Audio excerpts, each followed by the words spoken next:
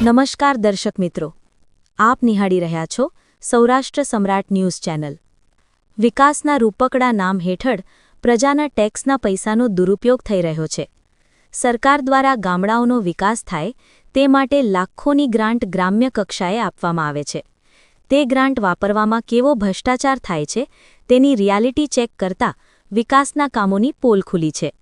સરકારની ગ્રાન્ટના કામોમાં હારેજ તાલુકાના દુનાવાડા ગામે સરસ્વતીની પેટા નદી ખરીના પટમાં ચેક ડેમ બનાવવામાં આવી રહ્યો છે। આમ તો ચેક ડેમ માટે એવું કહેવાય છે કે ગામનું પાણી ગામમાં અને સીમનું પાણી સીમમાં, તેવી રીતે ચેક ડેમ બનાવવામાં આવે છે। પણ અહીં તો નદીના પટમાં બે ચેક બનાવ્યા છે।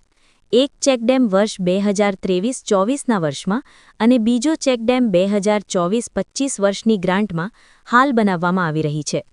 વિઝન ચેક ડેમ વર્ષ 2023-24માં ચેક ડેમ બનાવી પાણી રોકવાનો પ્લાન, એક વર્ષ બાદ 2024-25ની ગ્રાન્ટ માટે ફરી ચેક ડેમ બનાવવામાં આવી રહ્યો છે।